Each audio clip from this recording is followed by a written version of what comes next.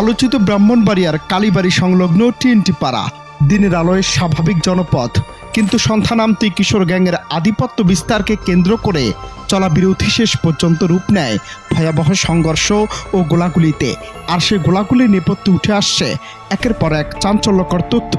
অনুসন্ধান বলছে টিএনটি পাড়ার সানি নেতৃত্বাধীন মামুন গ্রুপ এবং একই এলাকার উত্তরপাড়ার দিয়ান গ্রুপের মধ্যে দীর্ঘদিন ধরেই আধিপত্য বিস্তার নিয়ে চলছিল বিরোধ মেটাতে একাধিকবার স্থানীয়ভাবে সালিশ বসানো হলেও তা কার্যকর হয়নি, কারণ তারা চায় একক ক্ষমতা।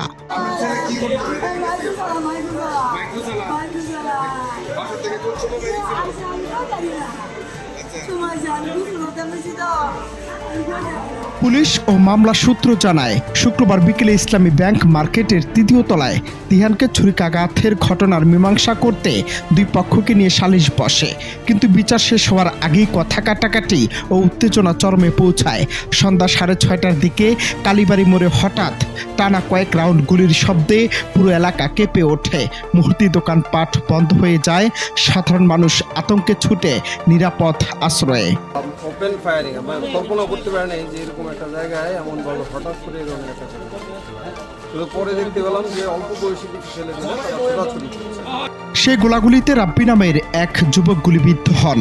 তিনি শ্যামগ্রাম ইউনিয়নের শাহাপাজপুর গ্রামের রিক্সা চালক হেলাল মিয়ার ছেলে এবং পৌরসভার মাঝিকারা এলাকায় ভাড়া বাসায় বসবাস করতেন। গুলিবিদ্ধ অবস্থা রাব্বি জানান, হামলাকারীরা নরসিংদীর রায়পুরা উপজেলার মির্জাচর বাঁশগাড়ি এলাকার কিশোর গ্যাংয়ের সদস্য।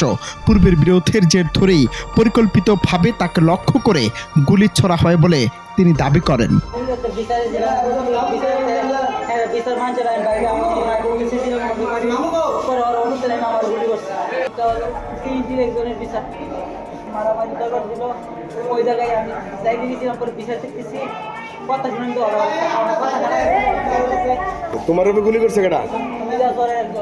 এদিকে আইন শৃঙ্খলা বাহিনীর একাধিক সূত্র জানায়, ব্যবহৃত অস্ত্রগুলো অবৈধ অস্ত্র কোথা থেকে এলো, পাশাপাশি কোনো আন্তঃজেলা অস্ত্র সরবরাহ চক্র জড়িত আছে কিনা সে বিষয়ে তদন্ত চলছে।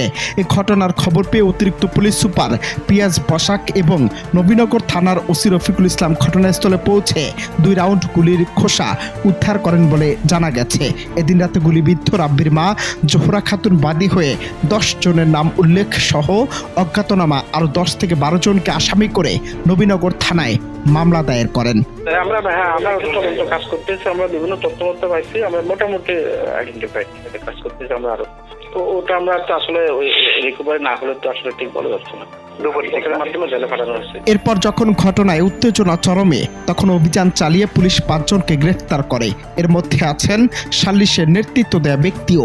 এদিকে ঘটনার পরদিন শনিবার সকালে নবীনগর সদরের গাউসিয়া হোটেলে ফের কিশোর গ্যাংয়ের সদস্যদের মধ্যে মারামারির ঘটনা ঘটে, যার একটি সিসিটিভি ফুটেজ প্রকাশ্যে এসেছে। প্রশ্ন হলো, এই কিশোর গ্যাংয়ের নেপথ্যে কারা দিচ্ছে অস্ত্র, কারা করছে মুক্তি? সে প্রশ্ন থেকে গেল আজও। অনন্ত হাসান মাসুদ, বাংলা টিভি।